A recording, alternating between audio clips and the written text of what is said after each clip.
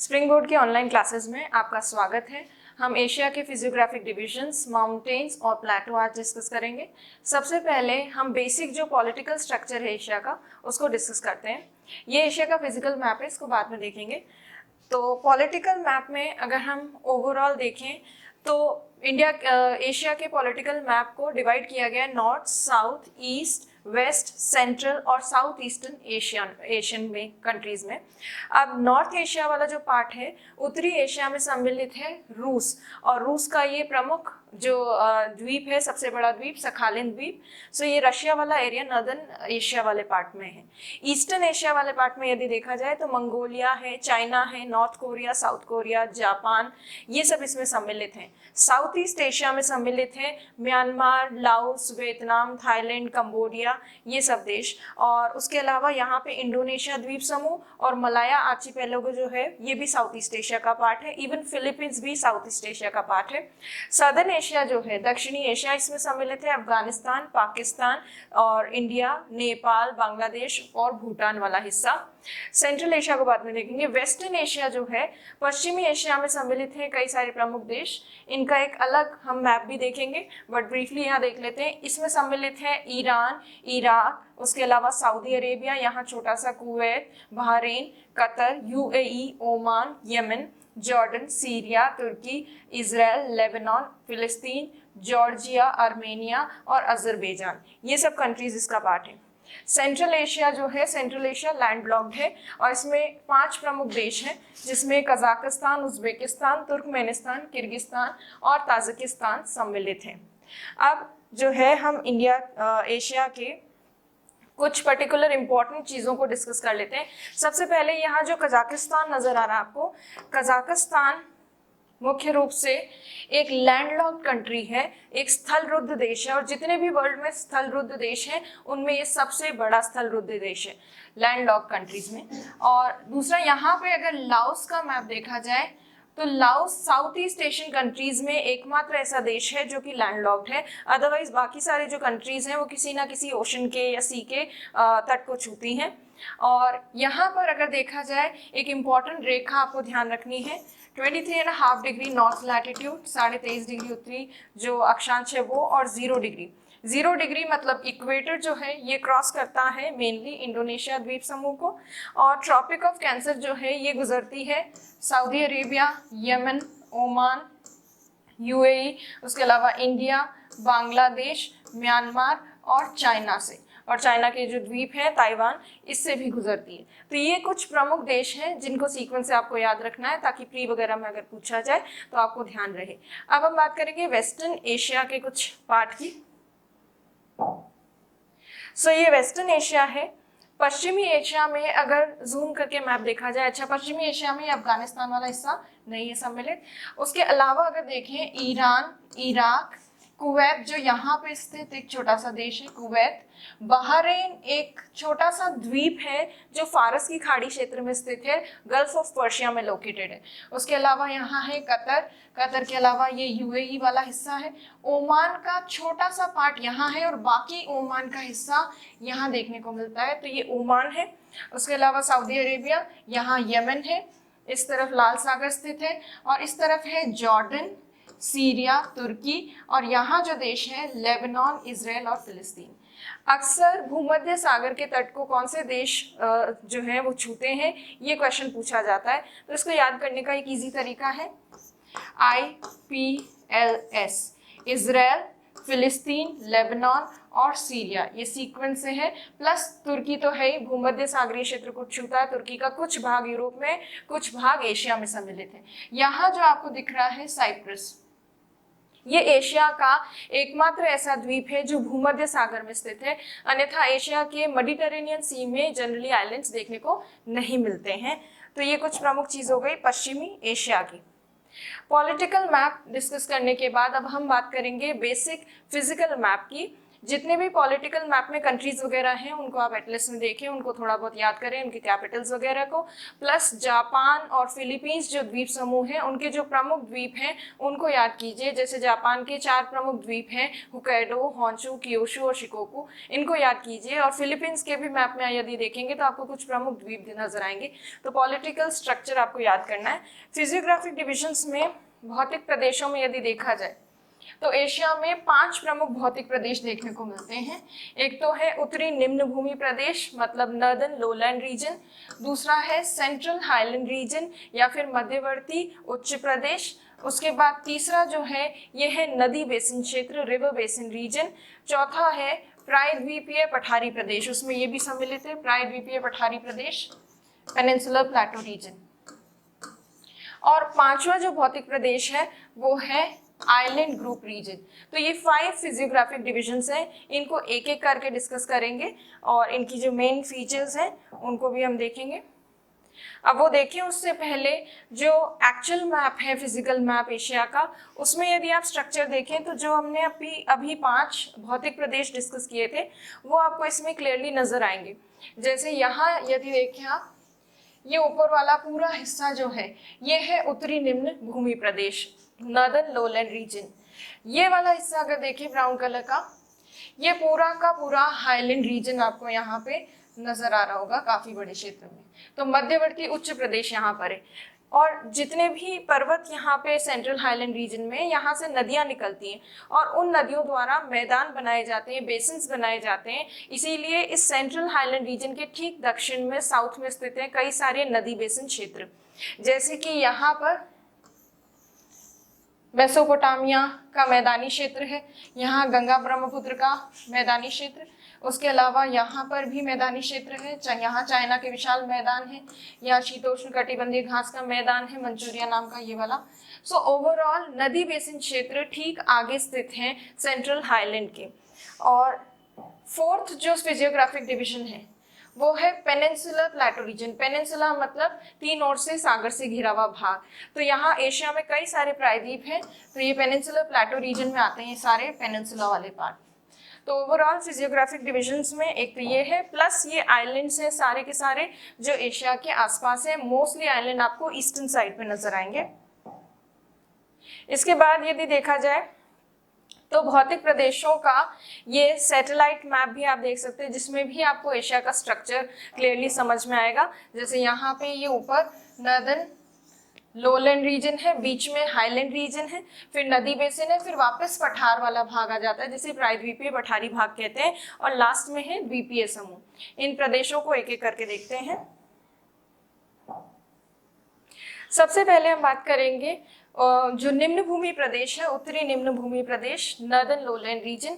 Northern lowland region जो है Asia के बिल्कुल उत्तरी भाग में स्थित है, और क्योंकि लोलैंड है इसका मतलब ये नॉर्दर्न भाग में स्थित एक मैदानी क्षेत्र है।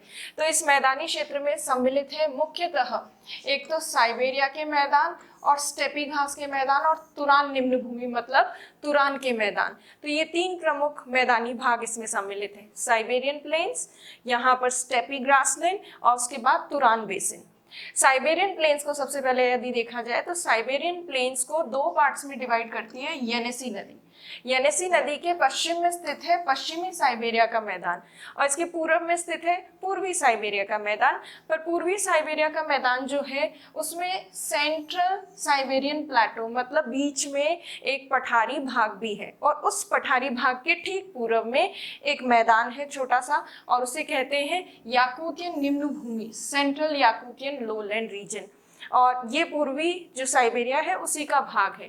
इस पठार के ठीक उत्तर वाला जो साइबेरिया का मैदानी क्षेत्र है उसे उत्तरी साइबेरिया का मैदान भी कहते हैं। वैसे मुख्यतः जब साइबेरिया के मैदान की बात हो रही होती है तो ज्यादातर रेफर करते हैं वेस्टर्न साइबेरियन प्लेन को ही, क्योंकि ईस्टर्न साइड में प्लेन रीजन बहुत छोटा सा है, बहुत थोड़ा सा है। तो यदि हम देखें तो साइबेरिया के मैदान में ये प्रमुख भाग हमें नजर आते हैं, प्लस साइबेरिया के मैदान में एक पठार भी है। और जहां रशिया का साइबेरिया का मैदानी क्षेत्र खत्म होता है उसके ठीक दक्षिण में रशिया के दक्षिणी भाग और कजाकिस्तान में स्टेपी नाम के घास के मैदान है। ये स्टेपी वही है जो हमने यूरेशिया में देखे थे। स्टेपी का विस्तार रशिया, कजाकिस्तान, थोड़ा बहुत मंगोलिया में भी देखने को मिलता है और आगे चाइना में मंचूरिया के मैदान के रूप में ये स्टेपी देखने को मिलता है। बट मंचूरिया का मैदान वाला भाग नदी बेसिन क्षेत्र का हिस्सा है, इसका नॉर्दर्न लोलैंड रीजन का पार्ट नहीं है। तो ये हो गया स्टेपी ग्रासलैंड। उसके अलावा सेंट्रल एशिया में स्थित है तुरान के मैदान या तुरान मैदान। तुरान मैदान किसको कहा जाता है? तो ये सिर दरिया और अमू दरिया नाम की जो नदियां हैं उनके बेसिन क्षेत्र को ही कहा जाता है तुरान मैदान या तुरान बेसिन। और कैस्पियन सागर जो है उसके ठीक ईस्ट में पूर्व में स्थित है उस्त यूर्थ पठार। तो ये हो गया नॉर्दर्न लोलैंड। सो नॉर्दर्न लोलैंड माना एक मैदान है बट इसमें कहीं कहीं पठार भी हैं, जैसे दो पठार हमने यहाँ देखे, एक तो सेंट्रल साइबेरिया का पठार और दूसरा उस्त यूर्थ पठार। सो ये मेन चीज हो गई। और अब इसको हम एक्चुअल जो मैप है उसमें देखते हैं। इस एक्चुअल मैप में यदि आप देखें तो ये साइबेरिया का मैदान है, इसमें बीच में सेंट्रल प्लेटो है, पठार है, पठार के ईस्ट में याकूत निम्न भूमि है और पश्चिम में पश्चिमी साइबेरिया का मैदान स्थित है।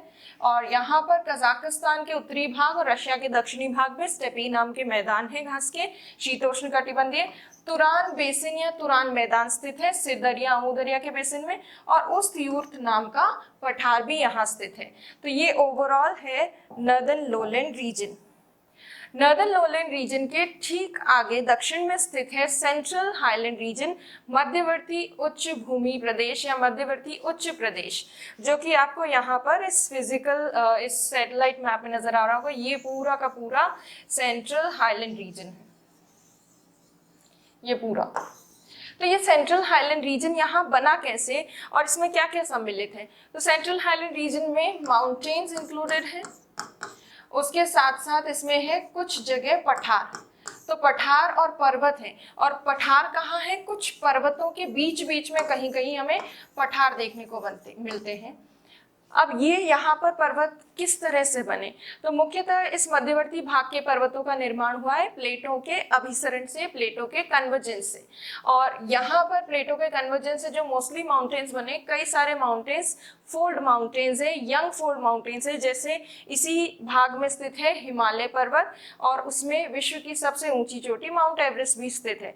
तो ओवरऑल यदि देखा जाए तो ये विश्व के सबसे ऊंचे पर्वतीय भाग हैं और इन्हीं पर्वतीय भागों में विश्व का सबसे ऊंचा पठार भी है, जिसे कहते हैं तिब्बत का पठार।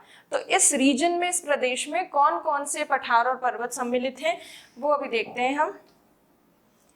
तो इस क्षेत्र में यदि देखा जाए मध्यवर्ती उच्च प्रदेश में, तो इसमें सम्मिलित है एनातोलिया का पठार, पोंटिक नाम की पर्वत श्रेणी, टॉरस नाम की पर्वत श्रेणी, जाग्रोस, एल्बर्स, उसके अलावा ईरान का पठार और हिंदकुश माउंटेन, सुलेमान, पामिर, जहाँ पे सारी पर्वत श्रेणी आकर मिलती है, पर्वतीय पठारी क्षेत्र, तियन शान, कुनलुन शान, हिमालय, तिब्बत का पठार, अल्तुन शान, नान शान, अराकन योमा, अल्ताई पर्वत, शान पर्वत, किंगन, याब्लोनोई और इसी तरह के कई सारे रशिया के उत्तरी भाग के पर्वत इसमें सम्मिलित हैं। तो ये है सेंट्रल हाईलैंड रीजन का पार्ट।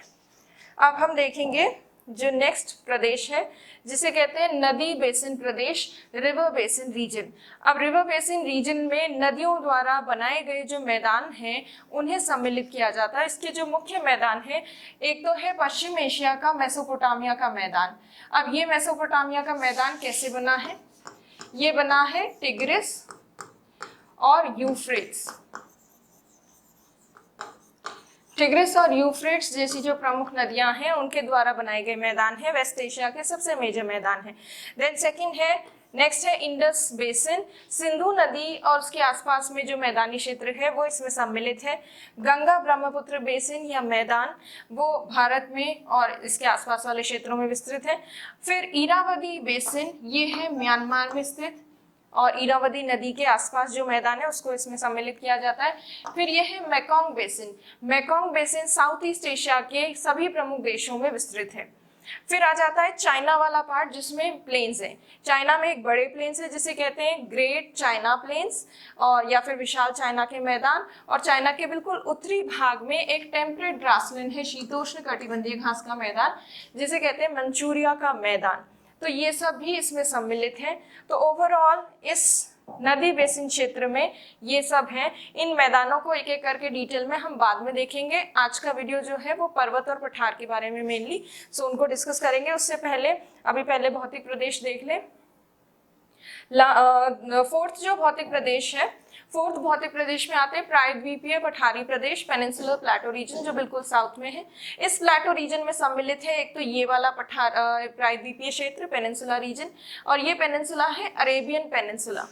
ये विश्व का सबसे बड़ा प्रायद्वीप है, लार्जेस्ट पेनिनसुला है, इसलिए इंपॉर्टेंट है। इसी पेनिनसुला पर है अरब का पठार या अरेबियन प्लेटो। उसके बाद आ जाता है भारत का प्रायद्वीपीय क्षेत्र इंडियन पेनिनसुला। इस पे स्थित है भारत का प्रमुख पठार दक्कन का पठार।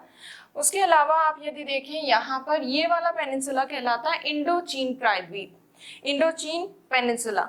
और ये पेनिनसुला देखने के बाद यहाँ पे आप आगे देखें चाइना में, तो चाइना में एक छोटा सा पेनिनसुला, इसका नाम है शानडोंग, जो आगे के मैप में क्लियरली आएगा। ये जो पेनिनसुला है छोटा सा, इसे शानडोंग कहा जाता है। और यहाँ पर एक और प्रायद्वीप है चाइना के उत्तरी भाग के पास, जिसे कहते हैं कोरिया प्रायद्वीप, जिसमें नॉर्थ कोरिया और साउथ कोरिया दोनों सम्मिलित हैं। और रूस का भी एक प्रायद्वीप है जिसे कमचटका प्रायद्वीप कहते हैं। तो ये सारे पेनिनसुला रीजन जो हैं ये सम्मिलित है फोर्थ भौतिक प्रदेश में। और अभी तक हम 4 देख चुके हैं। पहला निम्न भूमि प्रदेश, उत्तरी निम्न भूमि प्रदेश, मध्यवर्ती उच्च भूमि प्रदेश, नदी बेसिन क्षेत्र और प्रायद्वीपीय पठारी प्रदेश। अब हम बात करेंगे द्वीपीय समूह प्रदेश की। उससे पहले एक और ये जो मैप है इसमें आपको क्लियर हो जाएंगे। शानडोंग पठार जो पुराने वाले मैप में नहीं था, इससे पहले वाले मैप में, वो इसमें आपको नजर आ रहा होगा। तो देखिए अरेबियन पेनिनसुला जो अभी हमने डिस्कस किया उसमें अरब का पठार स्थित है। भारतीय पेनिनसुला में, इंडिया के पेनिनसुला में स्थित है दक्कन का पठार। इंडो चीन वाला जो पेनिनसुला है इसमें यूनान का पठार और शान का पठारी भाग सम्मिलित है। यूनान का पठार चाइना में है, शान का पठार म्यांमार में है। शानडोंग पठार, शानडोंग प्रायद्वीप जो है पेनिनसुला, ये चाइना में स्थित है। और कोरिया पेनिनसुला जो अभी हमने डिस्कस किया था। तो ये मेन पेनिनसुला और प्लेटो रीजन इंक्लूडेड है इस पार्ट में। अब देखिए लास्ट जो भौतिक प्रदेश है वो है द्वीपीय समूह प्रदेश, आइलैंड ग्रुप रीजन, जिसमें एशिया के ईस्टर्न साइड में और इवन सदर्न साइड में जितने भी आइलैंड्स हैं वो इसका पार्ट है। मोस्टली आइलैंड्स ईस्टर्न साइड पे हैं क्योंकि यहाँ पर पैसिफिक प्लेट है और उसका कन्वर्जेंस हो रहा है यूरेशियन प्लेट से, और इसी वजह से इतने सारे द्वीप बने। और मोस्टली यहाँ जो ईस्टर्न साइड पे आपको आइलैंड्स नजर आ रहे हैं वो मोस्टली आइलैंड्स का स्ट्रक्चर कुछ इस तरह का है कि बीच में तो ज्वालामुखीय पर्वत है और उन ज्वालामुखीय पर्वतों से निकलती हैं कुछ नदियां, और उन नदियों के द्वारा निर्मित हुए हैं तटवर्ती क्षेत्र में मैदान। सो बीच में आपको माउंटेन्स दिखेंगे और साइड में कोस्टल प्लेन रीजन दिखेंगे। इन सभी मोस्टली जो आइलैंड्स हैं उनमें इसी तरह का स्ट्रक्चर नजर आता है। अब इन सब के अलावा यदि इसमें देखिए कि कौन कौन से आइलैंड्स इसमें सम्मिलित हैं, तो इंडोनेशिया इसका पार्ट है, मलाया आर्चिपेलागो या मलाया जो द्वीप समूह है वो भी इसका भाग है, फिलीपींस इसका भाग है, जापान और कुरिल द्वीप समूह। अब ये कुरिल द्वीप समूह कहाँ है? तो कुरिल द्वीप समूह ये जापान का भाग है, जापान, और ये है रशिया का कमचटका प्रायद्वीप। इन दोनों के बीच में जो छोटे छोटे आइलैंड्स हैं ये है कुरिल द्वीप समूह। और उसके अलावा रशिया का यहाँ एक छोटा के रशिया का सबसे बड़ा आइलैंड है, उसका नाम है सखालिन द्वीप। सो ये सब आइलैंड्स इसमें सम्मिलित है। इनके अलावा अंडमान आइलैंड भी है, यहाँ पर श्रीलंका भी एक आइलैंड कंट्री है, मालदीव्स है, लक्षद्वीप है। इधर वाले जो आइलैंड्स हैं वो मोस्टली कोरल आइलैंड्स हैं, बाकी ईस्टर्न साइड के जो भी आइलैंड्स हैं वो मोस्टली आपको वॉल्केनिक आइलैंड्स नजर आएंगे। तो ये हो गए एशिया के 5 भौतिक प्रदेश। अब हम बात करेंगे एशिया के प्रमुख पर्वतों की। मेजर माउंटेन्स यदि देखे जाए एशिया के, तो कुछ छोटे मोटे पर्वतों को तो अभी हम डिस्कस कर लेंगे और बाकी जो मेन माउंटेन है उसको डिटेल से बाद में डिस्कस करेंगे। अभी यहाँ पे सबसे पहले माउंटेन्स कौन कौन से सम्मिलित है वो देखिए। एक तो इसमें एशिया के माउंटेन्स में आते हैं असर माउंटेन। असर माउंटेन जो है ये सऊदी अरेबिया में और ओमान में, इन 2 देशों में विस्तृत है। उसके अलावा पोंटिक और टॉरस या पोंटीन और टॉरस, ये 2 पर्वत श्रेणियां हैं जो तुर्की में स्थित है। जहां पे पोंटिक और टॉरस श्रेणियां आकर मिलती हैं वहां पर स्थित है एक प्रमुख चोटी और उस चोटी का नाम है अरारत पर्वत। और ये जो अरारत पर्वत चोटी है ये तुर्की की सबसे ऊंची चोटी है। उसके बाद यदि आप इसके ठीक ईस्ट में देखें तो एल्बोर्स और जाग्रोस जो पर्वत श्रेणियां, एल्बोर्स और जाग्रोस, ये ईरान की प्रमुख पर्वत श्रेणियां हैं। और एल्बोर्स जो पर्वत है उसकी सबसे ऊंची चोटी है दैमावंद। और दैमावंद केवल ईरान की और एल्बोर्स की ही सबसे ऊंची चोटी नहीं है, ये वेस्टर्न एशिया की सबसे ऊंची चोटी भी है, पश्चिम एशिया की सबसे ऊंची चोटी। तो वेस्ट एशिया में ये मेजर माउंटेन्स हैं। इनमें से कुछ माउंटेन्स के बीच में कुछ पठार हैं, जैसे एल्बोर्स और जाग्रोस के बीच में ईरान का पठार है, पोंटिक और टॉरस के बीच में अनातोलिया का पठार है। उसके अलावा यदि देखें तो अफगानिस्तान और पाकिस्तान में भी कुछ माउंटेन्स हैं। अफगानिस्तान का माउंटेन है हिंद कुश, और हिंद कुश जो है वो केवल अफगानिस्तान में नहीं, थोड़ा सा इसका पार्ट पाकिस्तान में भी है। और यहाँ पाकिस्तान में स्थित है इसकी सबसे ऊंची चोटी तिरिचमीर नाम की। फिर उसके बाद पाकिस्तान वाला हिस्सा यदि देखा जाए तो यहाँ पर सुलेमान पर्वत है। सुलेमान पर्वत के ठीक दक्षिण में किरथार पर्वत है। और यहाँ बलूचिस्तान के उत्तरी भाग में पाकिस्तान में यहाँ पर छगई नाम की पहाड़ियाँ हैं। और ये छगई पहाड़ियाँ जो हैं ये जानी जाती हैं या ये फेमस है क्योंकि यहाँ पर पाकिस्तान का परमाणु परीक्षण केंद्र स्थित है। तो ये पाकिस्तान की प्रमुख पर्वत श्रेणियाँ हो गई और इवन अफगानिस्तान की। उसके बाद यदि ये थोड़ा और आगे देखा जाए तो यहाँ पर हिमालय पर्वत है, और हिमालय पर्वत सीमा क्षेत्र पर है, चीन के, भारत के, नेपाल वाले क्षेत्र में भी विस्तृत है। सबसे इंपॉर्टेंट चीज हिमालय की ये है कि इसमें विश्व की सबसे ऊंची चोटी माउंट एवरेस्ट स्थित है। फिर उसके बाद चाइना में कई सारे पर्वत हैं, जैसे कुनलुन शान। कुनलुन शान और हिमालय पर्वत के बीच में एक पठार है, प्लेटो है, जिसका नाम है तिब्बत का पठार। तियन शान पर्वत जो है ये केवल चाइना में नहीं है, ये चाइना के साथ साथ कजाकिस्तान और यहाँ किर्गिस्तान, इन 3 देशों में विस्तृत है तियन शान पर्वत। अल्ताई देखिए, उससे पहले यहाँ पर नानशान और अल्तुन शान, ये 2 और पर्वत हैं जो कि चाइना में हैं। इसके अलावा यहाँ जो अल्ताई पर्वत है ये मंगोलिया, रशिया, कजाकिस्तान और चाइना, इन 4 देशों में विस्तृत है। ये वाला पर्वत इन 4 देशों में, 1 2 3 4। उसके अलावा आप आगे देखेंगे यदि तो चाइना में ईस्टर्न साइड में ग्रेटर खिंगन नाम का पर्वत है। ग्रेटर खिंगन पर्वत के ठीक पूर्व में ही है मंचूरिया का मैदान जो स्टेपी का पार्ट है। फिर उसके बाद यहाँ पे यदि देखें रशिया और मंगोलिया वाले क्षेत्र में, मंगोलिया में भी इसका थोड़ा विस्तार, यहाँ स्थित है शियान पर्वत। उसके अलावा रशिया के कुछ और भी पर्वत हैं, वो इतने रेलेवेंट नहीं है। और साउथ ईस्ट एशिया में यदि देखें, यहाँ जो AY लिखा है इसका मतलब है अराकन योमा। अराकन योमा पर्वत म्यांमार का प्रमुख पर्वत है और इवन पूर्वांचल और अंडमान निकोबार इसका पार्ट है। और म्यांमार में ही एक सबसे ऊंची चोटी है जिसे हिमालय का ही विस्तार मानते हैं, हकाकाबो राजी नाम की चोटी, जो कि इंडिया, चाइना और म्यांमार के बिल्कुल बॉर्डर रीजन पे स्थित है। फिर उसके बाद यहाँ पे साउथ ईस्ट एशिया में यदि देखें तो वियतनाम, लाओस और कंबोडिया, इन 3 देशों में विस्तृत है एक श्रेणी जिसका नाम है अन्नाम श्रेणी। द्वीपों में यदि देखा जाए तो जापान द्वीप में, जापान का होन्शु द्वीप है जो सबसे बड़ा है। जापान के होन्शु द्वीप में स्थित है फ्यूजी पर्वत या माउंट फ्यूजी या फ्यूजीशान, फ्यूजियामा भी इसको कहते हैं। ये जापान की सबसे ऊंची चोटी है। ऊंची चोटी होने के साथ साथ ये एक ज्वालामुखी चोटी है और सक्रिय ज्वालामुखी चोटी है। एक्टिव वॉल्केनिक पीक इसलिए क्योंकि पैसिफिक रिंग ऑफ फायर का पार्ट है ये। प्रशांत महासागरीय अग्निवलय का हिस्सा है ये, जहाँ पे प्लेटों का अभिसरण हो रहा है। फिर इंडोनेशिया वाले द्वीपों में यदि देखा जाए तो इंडोनेशिया के जितने भी आइलैंड्स हैं उसमें से न्यू गिनी का जो पापुआ प्रांत है जो कि इंडोनेशिया वाले हिस्से में आता है, उसमें एक सबसे ऊंची चोटी है पुंचक जाया, वो इसकी हाईएस्ट पीक है।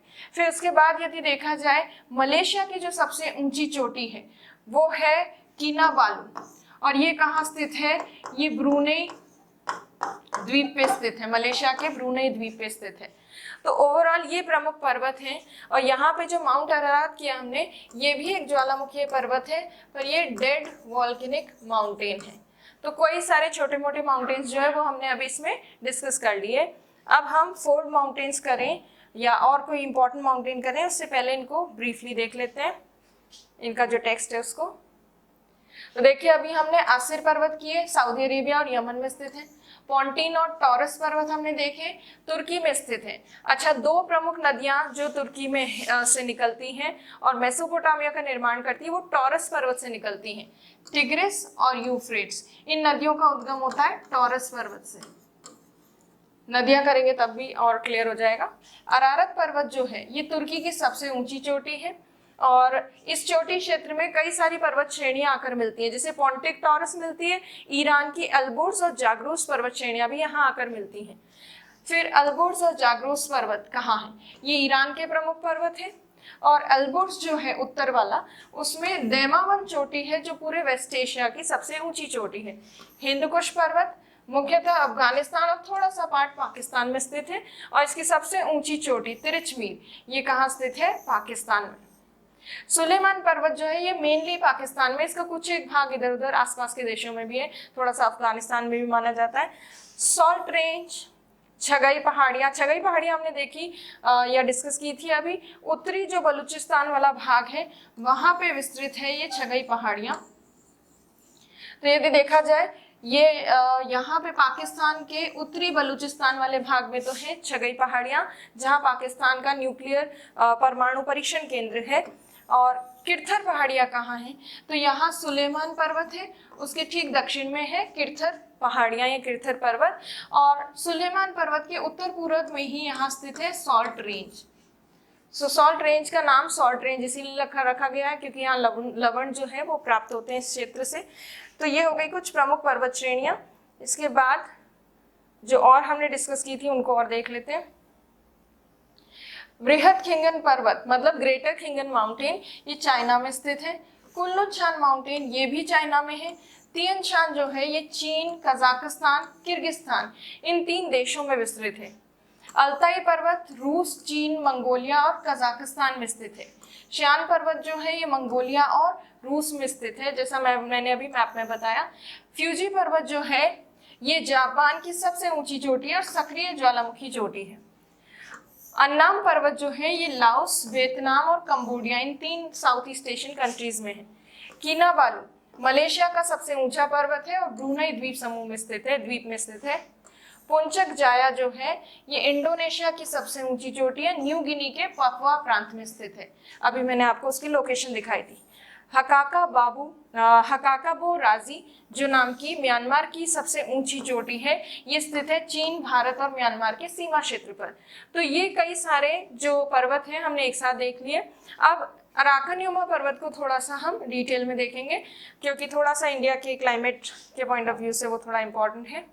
तो अराकनयुमा पर्वत को देखिए, इसकी लोकेशन देखते हैं पहले। ये म्यांमार का मैप है ये वाला, और म्यांमार के इस मैप में यदि देखा जाए तो पश्चिमी म्यांमार वाले हिस्से में, वेस्टर्न म्यांमार में ये अराकनयुमा नाम का पर्वत हमें देखने को मिलता है। किस तरह का पर्वत है, तो ये एक फोल्ड माउंटेन है और ये बना है प्लेटों के अभिसरण से, कन्वर्जेंस से।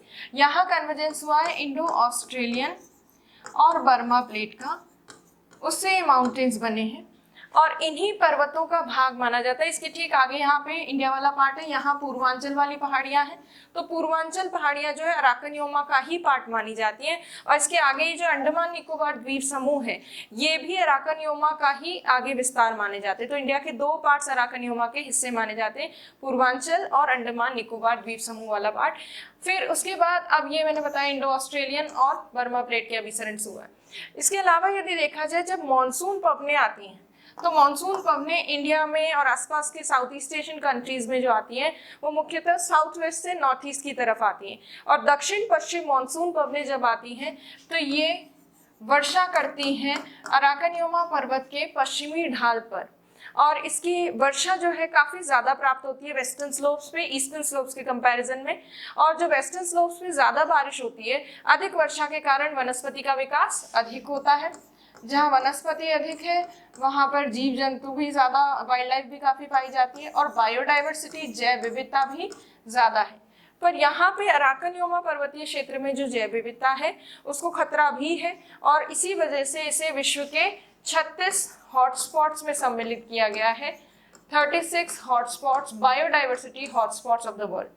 तो वही चीज यहाँ पे हमने डिस्कस की है। पूर्वांचल अंडमान निकोबार इसका भाग है, जैव विविधता स्तब्ध स्थलों में ये सम्मिलित है। और यदि कहीं पे आ जाए छोटा मोटा क्वेश्चन कि किस तरह से म्यांमार का अराकनियोमा पर्वत भारत की जलवायु को प्रभावित करता है, तो वो इस तरह से करता है कि दक्षिण पश्चिम मानसून पवनें जब आती हैं और इस पर्वत के पश्चिमी भाग से टकराती हैं तो उन पवनों की कुछ शाखा जो है वो इंडिया की तरफ डाइवर्ट हो जाती है। इसीलिए बंगाल की खाड़ी वाली शाखा जो है मानसून की वो भारत तक प्रवेश कर सके।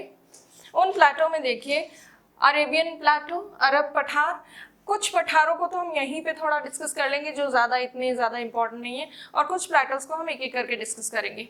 अरेबियन पठार जो है ये एक एरिड या ड्राई शुष्क प्रदेश में है, शुष्क परिस्थितियां हैं यहाँ पर, और ड्राई कंडीशंस की वजह से इस प्लेटो रीजन में आपको डेजर्ट भी रीजन भी देखने को मिलते हैं, मरुस्थलीय स्थिति देखने को मिलती है।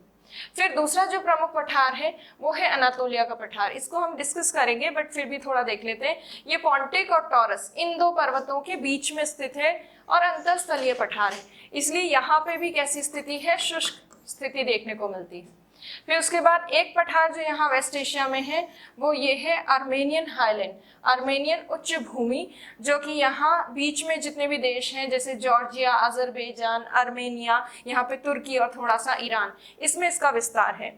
और ये जो अरारत पर्वत अभी अभी हमने किया था, अरारत पर्वत चोटी इसी आर्मेनिया पठार का ही भाग है। फिर ईरान का पठार जो है ये कहाँ स्थित है, ईरान का पठार अल्बोर्स और जाग्रोस पर्वत श्रेणियों के बीच में स्थित है। और ईरान का पठार भी क्योंकि माउंटेन्स के बीच में इसलिए एरिड कंडीशंस हैं, यहाँ शुष्क परिस्थितियां, और यहाँ पे मरुस्थल भी पाए जाते हैं। अब कौन से मरुस्थल है वो हम डिस्कस करेंगे। फिर यहाँ सेंट्रल एशिया में यदि देखा जाए तो उस्त यूर्त नाम का एक पठार है। उस्त यूर्त पठार कजाकिस्तान, उज्बेकिस्तान और तुर्कमेनिस्तान में विस्तृत है।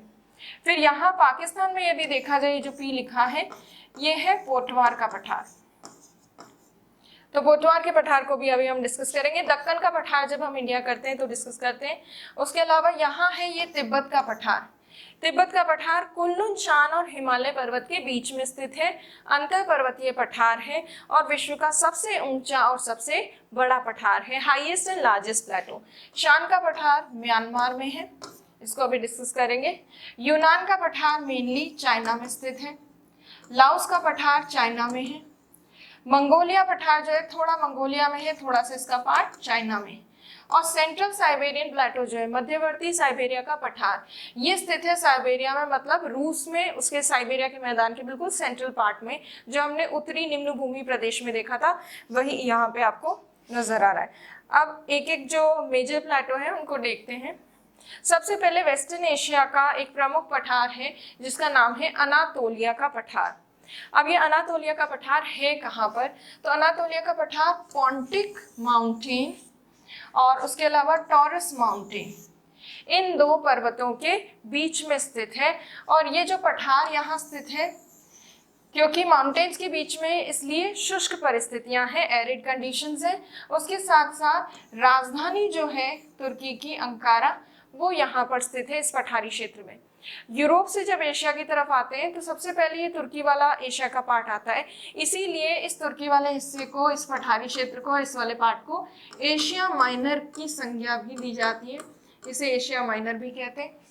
प्लस शुष्क परिस्थितियां हैं, ड्राई कंडीशंस इस प्लेटो रीजन में, इसलिए बड़े स्तर पर कृषि तो नहीं की जाती, पर यहाँ पे पशुपालन किया जाता है। और यहाँ एक अंगोरा नामक जो बकरियां हैं वो यहाँ पाली जाती हैं, जो कि ऊन की उच्च गुणवत्ता की ऊन की उत्पादन के लिए जानी जाती हैं। तो ये एरिया तुर्की का प्रमुख पठारी क्षेत्र है और यही चीजें यहाँ लिखी है। तुर्की पॉन्टीन टॉरस पर्वत श्रेणियों के बीच अंतर पर्वतीय पठार, शुष्क परिस्थितियां, तुर्की की राजधानी अंकारा इस पर स्थित है, एशिया माइनर भी इसे कहते हैं, और ऊन का उत्पादन करने वाली अंगोरा जो बकरियां हैं वो यहाँ पे पाली जाती हैं। अब नेक्स्ट जो मेजर पठार है वो देखते हैं, जो है आर्मेनिया का पठार। आर्मेनिया का पठार की लोकेशन अभी मैंने आपको बताई थी। इसकी लोकेशन में यदि देखा जाए तो अनातोलिया का पठार और ईरान का जो पठार है, इन दोनों के बीच में स्थित है आर्मेनिया का पठारी क्षेत्र। और ये जो आर्मेनिया का पठारी क्षेत्र है, इसमें ये भी इंक्लूडेड है। आर्मेनिया का पठारी क्षेत्र कौन कौन से देशों में, तो यहाँ ऊपर है जॉर्जिया, आर्मेनिया, अजरबैजान, उसके अलावा इधर तुर्की और इधर ईरान, ये सब देशों में विस्तृत है। इन सब देशों में थोड़ा थोड़ा इसका विस्तार है। उसके अलावा ये आर्मेनिया का जो पठार है इसी का हिस्सा है यहाँ पर जो हमने तुर्की में एक पर्वत चोटी देखी थी जिसका नाम है अरारत। तो अरारत पर्वत चोटी इसी का भाग है और अनातोलिया इसके आर्मेनिया के पठार का सबसे ऊंचा भाग भी है। आर्मेनिया के पठार की लोकेशन कुछ इस तरह से है कि यहाँ विभिन्न पर्वत श्रेणियां आकर मिलती हैं। अब कौन सी पर्वत श्रेणियां? तुर्की से आती हैं पॉन्टीन और टॉरस पर्वत श्रेणियां, और उसके अलावा ईरान से आती हैं एल्बुर्ज और जाग्रोस पर्वत श्रेणियां। तो ये पर्वत श्रेणियां यहाँ आकर मिल रही हैं इस पर्टिकुलर पठारी क्षेत्र में। पॉन्टीन, टॉरस, एल्बुर्ज और जाग्रोस, ये पर्वत श्रेणियां आकर मिल रही हैं, इसीलिए इसको कहा जाता है आर्मेनियन गांठ, आर्मेनियन नॉट, जो एक सेंट्रल पॉइंट है जहाँ से जो माउंटेन्स हैं वो रेडिएट आउट हो रहे हैं, इसी वजह से इसे कहा जाता है आर्मेनिया की गांठ। तो ये आर्मेनियन जो प्लेटो है ये काफ़ी इंपॉर्टेंट है इस जगह। यहाँ अगर देखेंगे आप तो कुछ प्रमुख झीलें भी इस पठारी क्षेत्र पर है, जैसे यहाँ वानगोल झील वाला भाग है, उर्मिया झील भी इसी पठारी क्षेत्र का हिस्सा है। तो कई सारी झीलें हैं यहाँ पर। अब देखिए इसी में यही मेन चीज़ें यहाँ लिखी है, आर्मेनिया, अजरबैजान, जॉर्जिया, ईरान, तुर्की में स्थित है ये पठार। सबसे ऊंची चोटी इसकी है अरारत पर्वत। अच्छा, जितने भी पठारी क्षेत्र हैं प्रायद्वीपीय भाग में, उन सब में किसी न किसी प्रकार के कोई ना कोई खनिज तो मिलते हैं, सब मिनरल रिच हैं, खनिज संपन्न। और इस आर्मेनिया के पठारी क्षेत्र में भी खनिज मिलते हैं, जैसे क्रोमाइट, सोना, लोहायस्क, ये सब पाए जाते हैं। और ये जो हाईलैंड रीजन है, वेस्ट एशिया की कई पर्वत श्रेणियां यहाँ मिलती हैं, इसलिए इसको कहते हैं आर्मेनियन गांठ, आर्मेनियन नॉट। सो ये हो गया आर्मेनिया का पठार। इसके बाद देखते हैं वेस्ट एशिया का एक मेजर पठार जिसका नाम है ईरान का पठार। नाम से पता चल रहा है ईरान का पठार कहाँ स्थित है, ईरान में स्थित है। लोकेशन क्या है, तो ये अल्बोर्स और जाग्रोस जो पर्वत श्रेणियां हैं इनके बीच में स्थित है, अल्बुर्ज और जाग्रोस पर्वत श्रेणियों के बीच में। और क्योंकि माउंटेन्स के बीच में है इसलिए एरिड कंडीशंस है, शुष्क परिस्थितियां। और यहाँ पे दो प्रमुख मरुस्थल इस पठारी क्षेत्र में है शुष्क परिस्थितियों के कारण, उनका नाम है दस्ते काबिर और दस्ते लूत, ये दो डेजर्ट्स हैं। और ये जो ईरान का प्लेटो रीजन है, यहाँ जीवाश्म ईंधन भी पाए जाते हैं, फॉसिल फ्यूल्स, जैसे कुछ क्षेत्रों में तेल है, गैस है, ये सब खनिज यहाँ देखने को मिलते हैं इस पठारी क्षेत्र में। तो देखिए अल्बुर्ज जाग्रोस श्रेणियों के बीच शुष्क परिस्थितियां, एरिड कंडीशंस, प्रमुख मरुस्थल, मेजर डेजर्ट्स, दस्ते लूत, दस्ते काबिर, और पठारी क्षेत्र में जीवाश्म ईंधन, दैट मीन्स फॉसिल फ्यूल्स यहाँ पाए जाते हैं। सो ये हो गया इस पठार के बारे में मुख्य चीजें। अब हम बात करेंगे पाकिस्तान का एक प्रमुख पठार है जो है पोतवार का पठार। उसकी अब ये स्थित कहाँ है? पोतवार का पठार जो है ये लगभग उत्तर पूर्वी भाग जो है पाकिस्तान का, ये वाला पूरा क्षेत्र यहाँ पे स्थित है। और इस पठारी क्षेत्र का ही भाग है इस्लामाबाद, इस्लामाबाद इसी पर स्थित है। रावलपिंडी जो है वो भी इसी पठारी क्षेत्र पर स्थित है। इस्लामाबाद तो राजधानी है, रावलपिंडी भी फेमस है क्योंकि सैन्य अड्डा है पाकिस्तान का, तो दोनों ही प्रमुख शहर इस पर स्थित है। उसके अलावा ये जो पठारी क्षेत्र है ये काफी जाना जाता है जीवाश्म ईंधन के लिए भी, फॉसिल फ्यूल्स के लिए भी।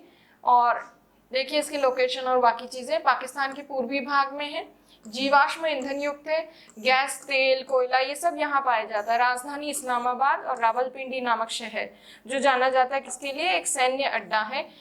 तो ये इंपॉर्टेंट चीजें यहाँ पर स्थित है इस पठारी क्षेत्र में। इसी पोतवार के पठार के पास सॉल्ट रेंज है जो कि हमने पर्वतों में देखी थी।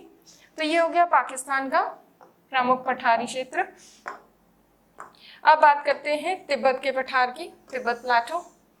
तिब्बत का पठार स्थित कहाँ पे है, तो इसकी लोकेशन यदि देखी जाए तो कुनलुन शान पर्वत और हिमालय पर्वत के बीच में स्थित है ये पठार, और ये विश्व का सबसे बड़ा और सबसे ऊंचा पठार है।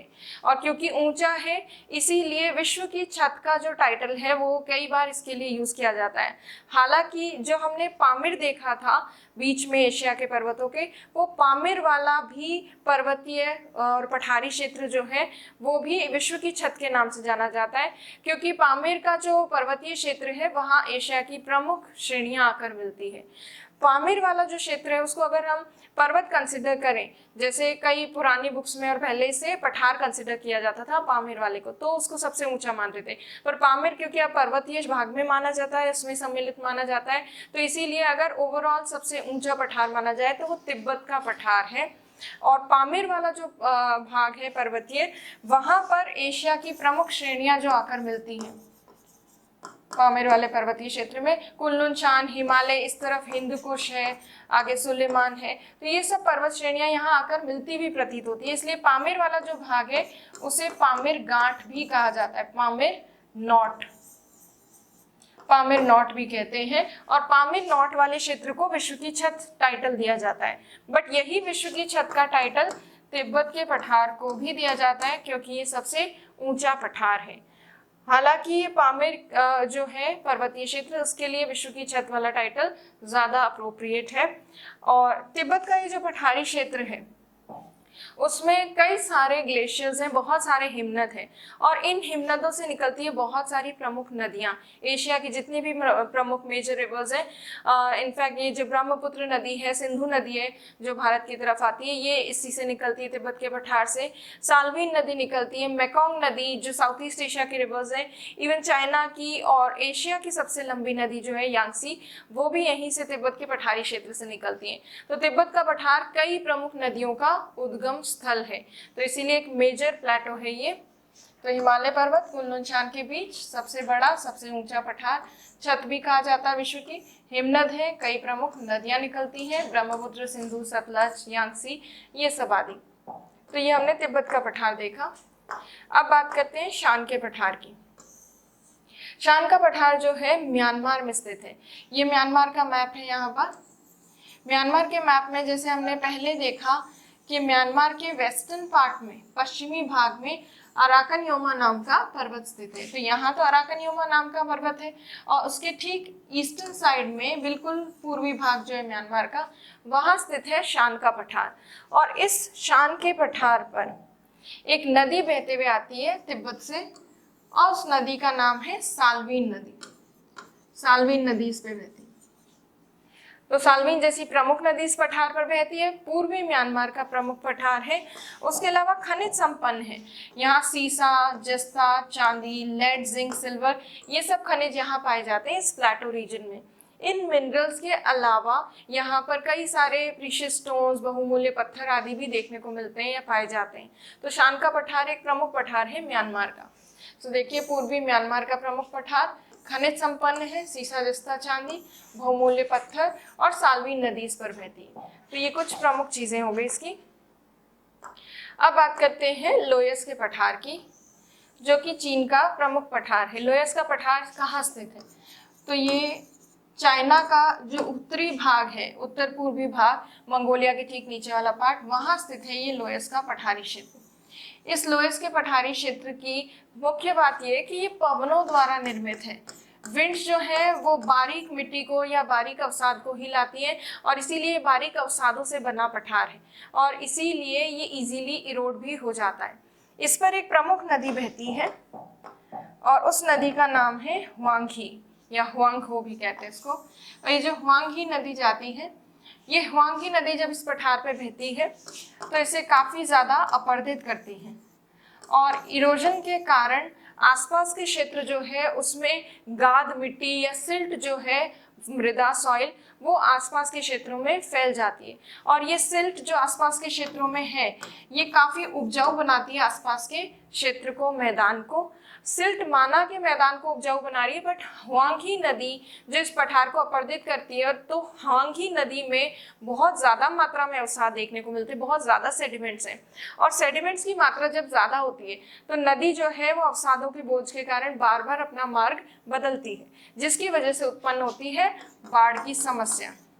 तो वैसे तो लोयस का पठार काफ़ी उपयोगी है क्योंकि सिल्ट मृदा उपलब्ध करवा रहा है, कृषि के लिए उपयोगी है जो, परंतु हुआंगी जैसी नदियां जो हैं उनमें बाढ़ की समस्या भी इस पठार के कारण उत्पन्न होती है। तो इस पठार में देखिए मुख्य चीज चीन में स्थित है। अच्छा, पीले रंग के अवसाद इस पठारी क्षेत्र से निकलते हैं और पीले रंग के अवसादों से ये बना है, इसीलिए इसे येलो अर्थ प्लेटो या पीली भूमि पठार या हुआंगटू पठार भी कहा जाता है। यहाँ पर निक्षेपण गतिविधियां वायु द्वारा हुई है जिसके द्वारा पठार बना है। हुआंगी नदी इस पर बहती है, अत्यधिक अपरदित होता है ये पठार और इससे उपजाऊ जो सिल्ट युक्त मृदा है वो यहाँ पर आसपास के मैदानी क्षेत्र में फैल जाती है, परंतु हुआंगी जैसी नदी में इसके कारण बाढ़ आती है। तो ये कुछ प्रमुख चीजें हैं इस पठार के बारे में। नेक्स्ट जो हम डिस्कस करेंगे, मध्यवर्ती साइबेरिया का पठार। मध्यवर्ती साइबेरिया का पठार कहाँ स्थित है? साइबेरिया का जो मैदानी क्षेत्र है जो हमने सबसे पहले देखा था नॉर्दर्न लोलैंड रीजन में, उस मैदानी क्षेत्र के बिल्कुल सेंट्रल पार्ट में, बिल्कुल मध्यवर्ती भाग में साइबेरिया का पठार है जिसे सेंट्रल साइबेरियन प्लेटो भी कहते हैं। इस सेंट्रल साइबेरियन प्लेटो के वेस्टर्न साइड में यहाँ पर एक नदी है येनिसी, ईस्टर्न साइड में एक नदी है लीना। तो लीना और येनिसी नदी के बीच में ये पठार है। इसी प्लेटो के ठीक साइड में पूर्व में स्थित है याकूत निम्न भूमि या सेंट्रल याकूतियन निम्न भूमि जो हमने उत्तरी निम्न भूमि में देखी थी। अब ये पठार किस तरह का और क्या प्रमुख चीज है? इस पठार पर एक प्रमुख नदी बहती है जिसका नाम है तुंगस्का और तुंगस्का येनिसी नदी की प्रमुख सहायक नदी। ये येनिसी नदी है, ये लीना है। तो येनिसी नदी की प्रमुख सहायक नदी जो तुंगस्का है वो इस पठारी क्षेत्र पर बहते हुए जाती है। प्लस ये प्लेटो रीजन जो है काफ़ी नॉर्थ में है, माउंटेन्स के ठीक पीछे है, रेन शैडो रीजन में, इसलिए इतनी ज़्यादा बारिश यहाँ पे नहीं होती है। सेमी एरिड जैसी कंडीशंस है या हम कह सकते हैं महाद्वीपीय जलवायु है, continental climate, extreme climatic conditions जो होती है। इसी वजह से इस पठारी क्षेत्र में कोई बड़े स्तर पर हमें कोई प्रमुख चीज़ तो देखने को नहीं मिलती, बट यहाँ पर हमें टैगा वन या कोणधारी वन जो है वो यहाँ पे कुछ क्षेत्रों में पाए जाते हैं। क्योंकि पठार है इसलिए खनिज संपन्न है, तो यहाँ पर काफ़ी सारे मिनरल्स मिलते हैं, जैसे यहाँ गैस, कोयले के भंडार हैं, डायमंड, हीरा पाया जाता है कुछ एक क्षेत्रों में। तो ये प्लेटो रीजन जो है इन सब जीवाश्म ईंधनों के लिए विख्यात है। तो साइबेरिया के मैदान के मध्य भाग में स्थित है, येनिसी नदी लीना नदी के बीच में स्थित है, तुंगस्का नदी इस पर बहती है, पठारी क्षेत्र में महाद्वीपीय जलवायु है, कोणधारी वन इस पर पाए जाते हैं जिन्हें टैगा वन भी कहते हैं। टैगा वन जो है साइबेरिया के मैदानी भाग में भी है, कुछ एक इस पठार पर भी है। काफ़ी सारे खनिज हैं जैसे हीरा, कोयला, गैस, ये सब यहाँ पाए जाते हैं। तो ये कुछ प्रमुख चीज़ें हैं इस पठार की। आज जो हमने डिस्कस किए मेजर माउंटेन्स और प्लेटो डिस्कस किए, इन सब को आप रिवाइज कीजिए और नेक्स्ट जो वीडियो होगा उसमें हम नदियाँ और झीलें जो हैं उनको डिस्कस करेंगे। Thank you.